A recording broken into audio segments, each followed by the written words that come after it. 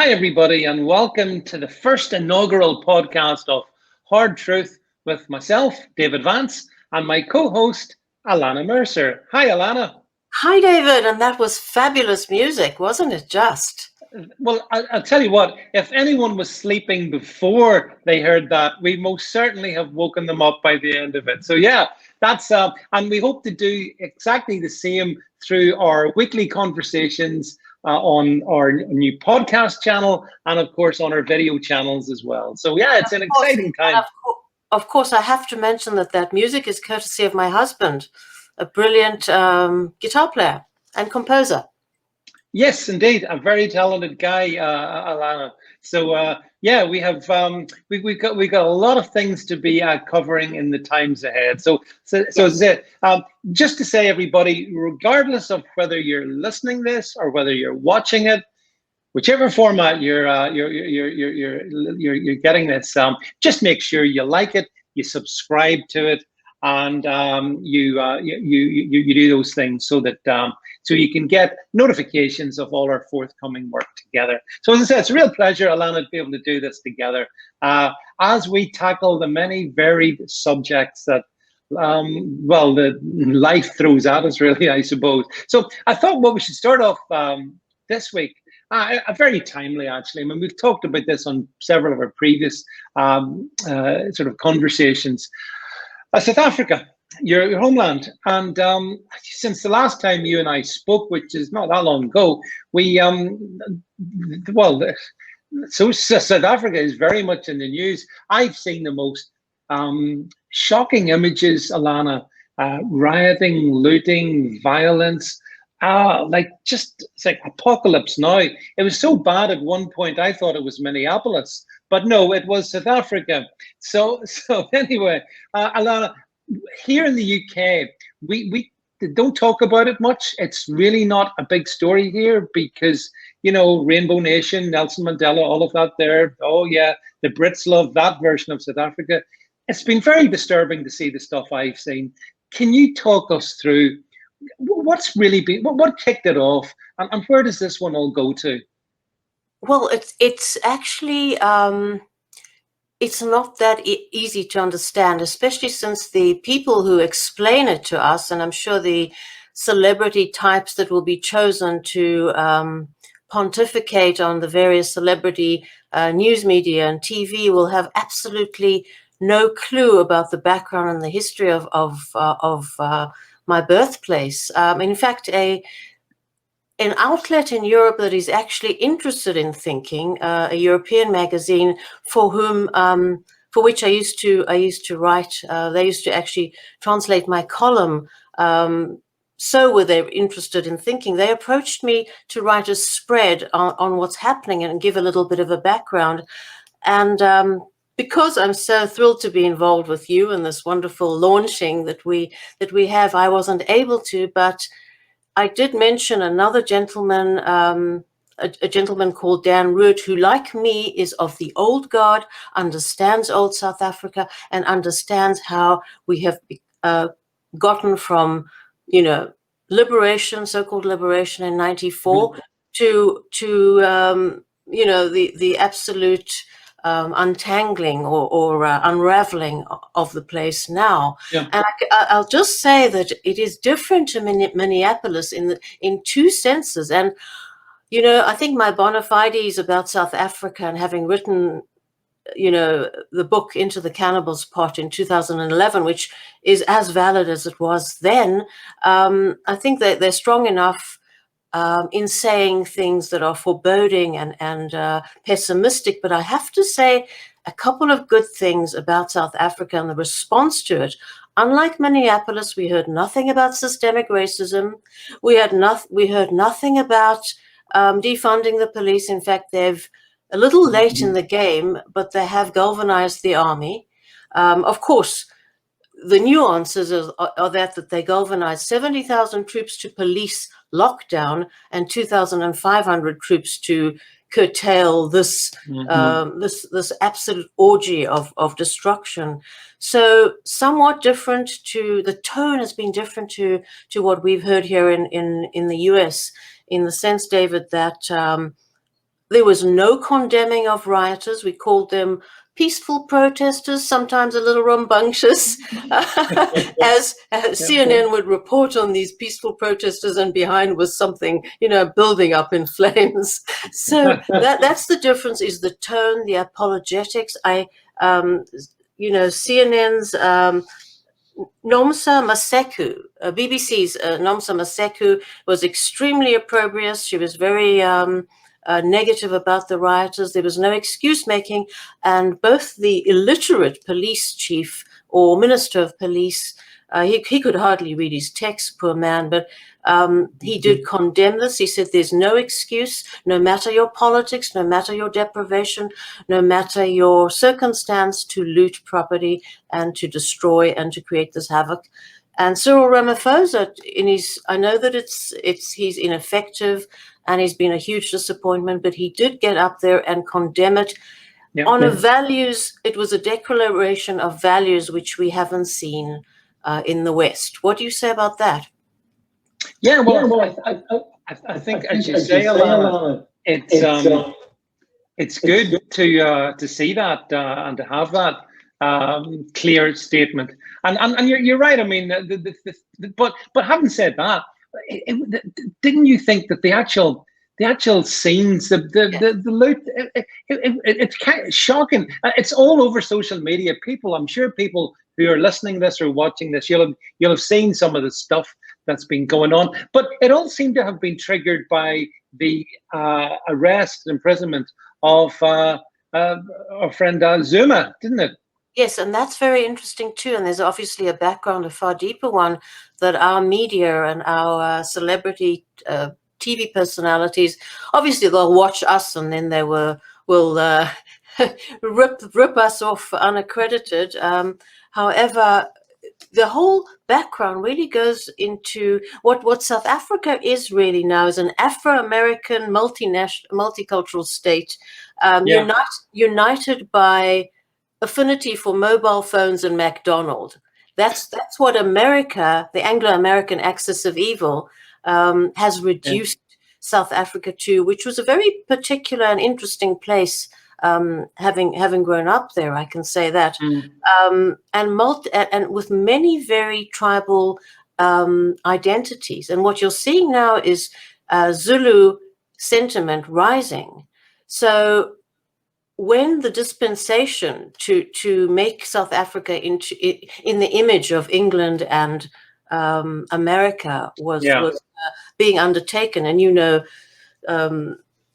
that was before 94. When that was undertaken, America took on itself to destroy any impetus for decentralization along ethnic lines, namely for the Boer, the Bantu, and the British. There was no consideration of wherever America goes at the point of a bayonet, it centralizes and abolishes,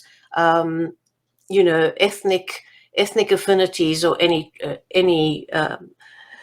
kinship to tribal families, if you put it this way. And that's human nature, isn't it, David? I mean, that's so you have it in England and we had it in South Africa. So the ANC is predominantly Xhosa, and I think now the ANC is so flattened South Africa that it's much, as I say, it's the Afro-American multicultural state, but such has been the flattening of identities, but you cannot take it out of the human heart. And Zuma is a Zulu, and the king, the prince who tried to negotiate more autonomy for KwaZulu-Natal in 94, was absolutely blattered by the West. He was called a traitor because the West was vested in the ANC, right?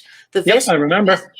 In the terrorists, the Americanized revolutionaries that were the ANC. Now, Chief Mangosuthu Buthelezi is a Zulu prince, and I believe there is a new prince now. He's probably very old, but he was a classical liberal, still is a remarkably intelligent man, quoting W.B. Yeats when he spoke about freedom for KwaZulu-Natal. And the New York Times, and you can read that in my book, Into the Cannibals Part, the New York Times absolutely obliterated him as a traitor to the peace process, to the unification, to the new state that the Anglo-American axis of evil was creating in the form of South Africa. So that's what you're seeing. You're seeing the simmering tensions. They've gone and jailed this old man, incredibly corrupt gentleman, gentleman. And Ramaphosa was insensitive to those patriotic or those tribal affinities rising. And this is what you're seeing. But I can assure you that everyone is partaking in the looting, Xhosa, Zulu, and other affinities. So as you say, it's absolute orgy, but the origins are that sort of affinity that was obliterated when South Africa post-apartheid was created. I think, Ilana, if we can just bring it up on screen for those watching it, in your book, Into the Cannibals Pot, I mean, we have talked a lot about some of the content, because it's there's so much depth in it, there's so much content. And as I say, folks, if you're watching this, you can see it. You can go to Amazon.com. You can get yourself a copy. If you're listening to this again, just Into the Cannibals Pot by Ilana Mercer. Make sure you read it. I mean, I found reading it, Ilana, as I said to you at the time, there's so much depth to it, but it's a depth that's rarely, if ever, been properly explained. And if I can say to you, just in the last couple of minutes, that shines through yet again. You're providing depth and context. But it's true, to something that is sometimes presented very two-dimensionally. Because certainly, here in the way in Europe and the UK, we were given the story. Look, it's all about the ANC, Rainbow Nation, blah blah blah blah. That's it, and none must dissent from that view. And that's far from the whole reality of what South Africa was and is.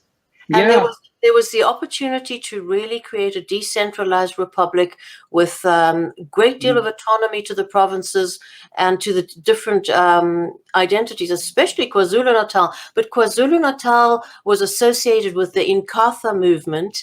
That was the party that was led by Chief Mangosuthu Buthelezi. And Inkatha was accused by the West, which was in bed with the ANC terrorists, was accused by the West of being in bed with the National Party, which was the party of so-called apartheid, because although it dismantled much of the pillars of apartheid way before 94.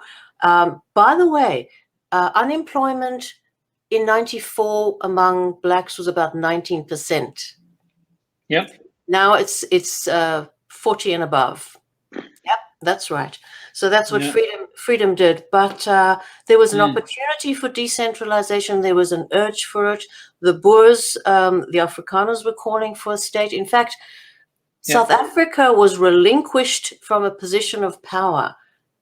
It was giving up state apparatus without defeat, basically. There was no defeat. It was through negotiation. And South African leaders, Afrikaners and English, put their faith in this dispensation called democracy, and that their brethren, the South African blacks, would have the same affinity for these abstractions. Didn't work so well, did it? So they gave up control of state apparatus for this promise of a democratic dispensation. And it was all pressured. It was all pressured from Europe, less than Britain and America. But certainly there was the opportunity to negotiate with Chief Mangosuthu Buthelezi for greater autonomy in the Orange Free State with Afrikaners, and likewise with the British, the more British population in the Cape, which is actually quite peaceful because of demographic reasons. Well, tell me, do you think this current spate of violence, do you think that will just blow over and things will settle back down again, or is this just a perpetual tinderbox? Good question. What do you think? I mean, it looks pretty qualitatively different from anything we've seen before. But so were our riots in the US in 2020. Those riots were met with denial, leadership denial. defunding the police. I mean, Yeah. what do you say to such insanity? Inversely proportionate to the actions that should be taken, you know. There's something, I think Ramaphosa feels that his pride is on the line. I think there'll be a very strong military crackdown. But the country's devastated by lockdowns, and economically, this is going to be absolutely heartbreaking, especially to, you know, I have family. It's very sad.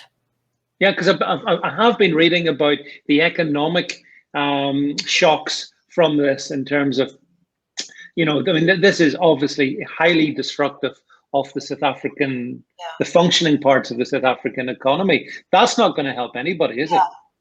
And also in support of the people, the BBC reporter Nomsa Maseku interviewed people on the ground, women, men, ordinary people, unanimously, with there's not a word about apartheid did this to us, no excuse making. It was complete condemnation. So the country actually, and friends, I have, you know, a young lady I regard almost as a daughter, and she tells me that there's a great deal of unity now. Everybody's of a single mind. There's no divisions as there are here after the so-called peaceful protests and the destruction. So that's a good thing, David. There's unity of purpose. People are telling me this is going to pass. So they feel, I think the leadership has shown, leadership is useless, and we know South Africa's in dire, but I'm trying to look positively on the situation. There's condemnation on the ground by white and black. And another exciting thing is we saw militia respond, black and white. Militia, and there's not a word in the South African press, oh, we have to confiscate the guns. Not a word. So some good things are happening if we can possibly look at something, a rainbow, you know, of sorts. Yeah, interesting. But David, what about you and your racial abuse? I had to actually discover what racial abuse against your footballers is. I mean, what is this concept of racial abuse? Yeah, well, you see, it's been a blast over the past 3 or 4 days. So basically, Ilana, we had actually in London, in Wembley, a big football final between England and Italy. And it came down to penalties at the end because they couldn't. And what happened was 3 English players took the penalties, and each of them missed their penalty. And those 3 you don't do that to English fans. Well, yeah, you see, this is the thing, Ilana. So it was just like a sport. So obviously some fans were very miffed. And it's down to the fact that the 3 individuals took very poor penalties. And you would think that was the end of it. But oh, no. That was just the beginning of this explosion that we've seen. And basically, it's manifested itself by the further politicization of sport in the UK, by a further blast of taking the knee, the whole BLM stuff. That's been given a whole extra surge of life. And the Home Secretary, the British Home Secretary, a lady of Indian origin, quite a very nice lady, Priti Patel, she said that she had previously condemned taking the knee. She thought it was uncalled for. There was no need for it. Sorry, David, she coined something, a really nice phrase. She came out, she said she doesn't like gesture politics, which is like virtue signaling, right? And then immediately she walked this back. And then a guy by the name of Barclay, another minister, berated her for saying gesture politics. But explain to me, I had to actually read again, what is this racial abuse? It's something online, because we still have the First Amendment. We still, Twitter is censoring, but we still have an understanding of comments online as to be free speech. What is it in British law and British society that makes this different? Yeah, we don't have those protections, and I really wish we did. So fundamentally, today, Ilana, the Prime Minister of the UK has said that he's going to change the law, and the law will change to make sure that anyone convicted of online abuse whatever that means, will be banned for ever going to a football match again. And the whole issue here is that Priti Patel was met by a barrage of hateful abuse, racist abuse, and nobody talked about that. Oh yeah. She was called everything because she dared to call out the gesture politics of taking the knee. By the left, By the left. Yeah. Yeah. So the left had nothing to say about the dogpiling that she got on Twitter. Meanwhile, a small number of tweets were made which were allegedly racist towards those members of the English football team who turned out who were black guys, 3 black guys, and that's been like, you know, like the meteor asteroid of death has hit the UK, because honestly, it's gone mental. Turns out, Ilana, get this, of all this hate speech, this awful hatred towards these 3 individuals, I believe there were about 13 accounts on Twitter responsible, the majority of whom weren't even in the UK. Yeah, and why? Tell me about this Tyrone Mings, who absolutely crumbled. Yeah. He crumbled, this beefy, pampered athlete, not a sportsman, a showman. He crumbled. What is his case? I mean, isn't that embarrassing to not to shrug it off like a man? I mean, what's up with these guys? Well, it's like something you've talked about in a previous article of yours as well, Ilana. These are multi-millionaire, pampered little ponies who get to trot out for 90 minutes. They are adored by their fans. I mean, to be fair to the English football fans, they cheer these guys week in, week out. So I don't believe there's a racist bone in the collective English football body, so to speak. But of course, as you know, on Twitter, people can post all kinds of things pretending to be all kinds of people. And I believe there's been some of that going on as well. But the British police, apparently, you know, who are not able to track down, you know, like, for example, grooming gangs responsible for the sexual abuse of lots and lots of generations of young girls. No, they're too busy to be doing that kind of work. But if you send a hurty tweet towards the likes of that guy you just mentioned, Tyrone Mings, what a name, Tyrone Mings. Yeah, if you send a hurty tweet to someone like him, the full weight of British intelligence will crack down on you. They've got 2 guys have been taken into custody today. And I think both of them claim, by the way, their accounts have been hacked, which is possible, I suppose.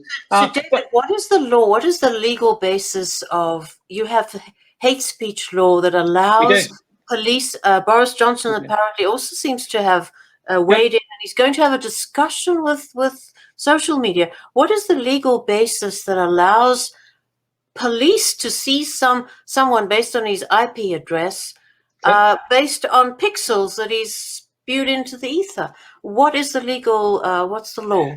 Well, the law, as you say, there's several communications acts, pieces of law, not least the 2003 Communications Act, Malicious Communications Act, which can then be used by the police to track that. So if they can get the IP of whoever the alleged offender is, then once they've got that and they can identify the person's address, then they can apply that piece of law towards getting a conviction, and that person could theoretically be sent to prison. So if you say a nasty thing online in the UK, you can be in jail for it. Whereas, for example, you can well, there's many other crimes go by without any willingness from the police to investigate them. So, but the other thing I wanted to say is this, Ilana, the whole taking the knee. Now, you've had it across your way as well, taking the knee. Here, it really only started in the aftermath of the George Floyd incident, the killing last year. That's when the professional sports people started doing it. And they did it, Ilana, at the same time as the stadiums were empty because of the coronavirus restrictions. So they were doing this gesture politics, this virtue signaling to empty stadiums, and they got away with it. The minute the fans got let back into the stadiums, they started to boo them. And so we've had this tension ever since. How dare the fans boo taking the knee? Well, I think well done those fans who boo taking the knee. What do you think? Well, absolutely. It does. You know, the cliche of keeping politics out of sports. I think that if the team owners are private, they should make it part of their contract that it's just like stand straight and don't pull faces, right? No matter what your opinion is, whether you are a monarchist or a Republican, you show respect to the Queen. You don't kick her in the knee. You curtsy, right? Yeah. Just do your job and play. Enough of the politics. The people pay your salaries. The owners of these teams have to make it clear. And actually, Donald Trump was fabulous about that. He called them all names in the book. He berated people. There's a place, if you partake in a civilized society, there's a place and there's a time for everything. When you're on the job, you don't go to your job and take a knee, right? You do your job. You go to your desk and you do your stuff. So it's a matter of dignity and respect for the fans. You don't even have to be patriotic like some of these American athletes who, jumped off the podium and wouldn't stand for the anthem. Well, I have a lot of problems with the flag and a lot of problems with what the assorted symbolism of the state being a libertarian, but I will behave appropriately in civilized settings because I value ordered liberty, right? These are, as you say, they are spoilt. I don't know if we're allowed to say that, but I titled my column and taking a knee is like taking a pee. What is that? Correct. It's futile. It's waste. It's botched English too. I mean, it's really despicable. And I think Priti Patel should have stuck by her guns. But then another countess. There was a countess, a conservative countess with a Muslim name. Let me see if I can find her name. She came out and condemned, Baroness Saida Warsi. Oh, yeah, Warsi. Oh, yeah. Tell us about her. Tell us about She condemned Priti as issuing a dog whistle because she said this was gesture politics. Yeah, but Baroness Warsi has the distinction of being in the House of Lords, never having once managed to win an election at any point. She was successively promoted, not for her wonderful achievements, because of who she is and what she is. She is someone who does nothing but blow dog whistles. And, Priti Patel, she should entirely have stuck with her guns. But unfortunately, Ilana, and this is the problem with so-called conservatism, her party, as we speak, as we record this, they are circling around to find a way to enhance their support for taking the knee. That's how bad it is.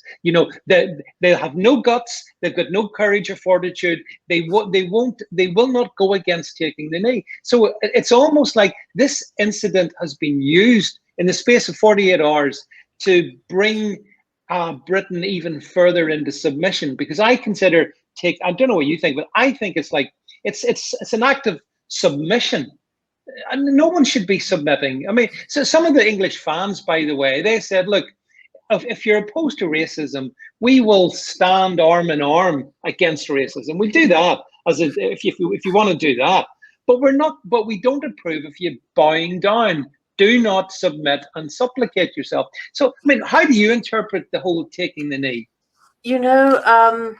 I think it's showmanship. No. It's like the ultimate selfie. These people don't have words, they don't have reason. As you say, it's a very dramatic act. It's you get down on your knees to pray, to beseech God, you beg for forgiveness. These are histrionic hulks who have not who just want to play at striking a pose. It's just the ultimate selfie. And if the Football Association had any had proverbial male bits, they would ban this. Yet what they've done is they've urged social media. Football Association has urged social media to ban abusers. So all the private organizations, the state is, you know, is ganging up against people just expressing their opinion. This is what's so shocking, and I guess I'm somewhat grateful for freedom of speech here, but which we don't have on Facebook and Twitter and certain other places. Yeah, exactly. But it seems to work even more perniciously in England. Do the deep tech come under special laws in England? Well, they do have certain susceptibilities, and the other thing is the political left are very organized in the UK, and they're very connected with some of those platforms you've just mentioned, Twitter and Facebook, most particularly, Ilana. So they've actually got the ear of those organizations. So there's a bit of a commonality between the people who want to censor other people. Typically are people of the left, mostly, and yes. so that's what you see. But here's the biggest laugh of all. I mean, what amused me was, as I say, this has been expressed about, we have to respect our diversity, the diversity of the England team, the three lions, blah blah blah. The team that won, Ilana, was Italy. I saw a tweet from The Economist, and the tweet from The Economist pointed out the simple, undeniable truth that the Italian team did not have one person of color playing in it. Now, what does that mean? Is Italy racist as well? I don't know, but I thought that was a curious fact, that the team that actually triumphed was full of, if you like, traditional Italian type people. So it's just, but that was The Economist. So I thought you'd enjoy that one, Ilana. Yeah. I also can't help thinking that this obsession with sport on both sides of the across the pond and here, it just drives home the fact that we are busy, marketplaces for consumers. We do not have anything that unites us, sadly, any longer, other than sport. And I think that's the football fetish is so much tied to the lack of unity, and we do unite, and that we have to poison it with this whole race thing is ridiculous. But I'm still really, before we wrap up, I'm still really fascinated by the country of Magna Carta, banning and obsessing over online commentary and prosecuting these things. I mean, just close with some kind of sanity about that impetus. It's just insane. How does that happen? And is there no pushback or legal recourse for people arrested for the words they say or write? Well, we do have due process. We are a nation of law. So I suppose the positive thing is just because the police swoop and make an arrest or charge someone, they have to actually prove. You and I have talked about this, Ilana. Things have to be proven. It's not just good enough to say, well, we see a tweet from you on such and such a time. You've got to be able to prove exactly that it was the person concerned who made the tweet, and you have to also prove malicious intent. And there are lawyers out there who can similarly, challenge those things. So I hope that I do think, Ilana, if people hurl racist abuse, what that means is they're a bit childish and they should be ignored. That's about as far as it goes. I don't know about you, again, just to finish on, but I've had the most grotesque things said about me on social media, all kinds of them, incredible defamatory stuff. But my commentary thread on some outlets where my weekly column appears is positively pornographic. You shrug it off. Sometimes it hurts. It's ageist. It's pornographic. It's anti-Semitic. But that speech, I think, as conservatives or libertarian-minded individuals, sometimes we reply and we reduce them to a puddle. But otherwise, it's just something we understand, we accept as part of being, putting ourselves out there. It's about being mature and being balanced enough to understand that some people will take issue with what you say, and that's fine. And it's the same for people who listen to this or watch this, Ilana, they're more than welcome to, you know, vehemently disagree with us, but we're still going to say the stuff that we say because we believe in what we say. And I think when it comes to as we go through this whole adventure we're on with Hard Truth, we will tackle lots of controversial issues, and people don't have to agree with them. But we don't. I don't want those people shut down. You don't. No. They can say what they want, but please, we must have the same right back. Has to be full reciprocation. So yeah. So I hope these guys, anyway. I mean, I really think the British police should be going and doing better things. Persecuting football fans is just so infantile. But unfortunately, we are grown-ups in a world of infantilism, you know. So what can you say, Ilana? You know, it's actually, to close on the same theme that we began with, I actually think it's worse than infantile, David. It's an inversion of morality, because these, you and I have discussed this and agreed upon this in our previous YouTubes, that these are thought crimes, and in a free society, individuals should think and write and speak what they may. These are not aggressive acts that harm anything more than feelings. So this is an inversion of morality that our governments can get behind, prosecuting people based on the thoughts, the improper thoughts in their heads. And this is why, again, I'll say my last piece about South Africa. I was somewhat buoyed or encouraged by the fact that there was a public declaration of values about this mayhem in the country of my birth. Well, fingers crossed that you know, as your book and the Cannibals Pot actually suggests, there's so many things that we can learn and should learn from what's happened in South Africa. But Ilana, I think we've reached the end of our show tonight. So yes, a big thank you for being for being our co-host on the show this evening. A big thank you to everyone watching this, listening to this. Just make sure you like, share, and subscribe. Those are the important tasks that you've got to do. And myself and Ilana, download our podcast. Absolutely, yeah. And make sure you sign up to the podcast channel. That way you can, when you're driving or doing other things, you can listen to our dulcet tones and in the safety. You're not going to have an accident. So look, thanks everybody. Thank you, Ilana. And we'll be back with you this time next week. Thanks everybody. Bye, Good David. night.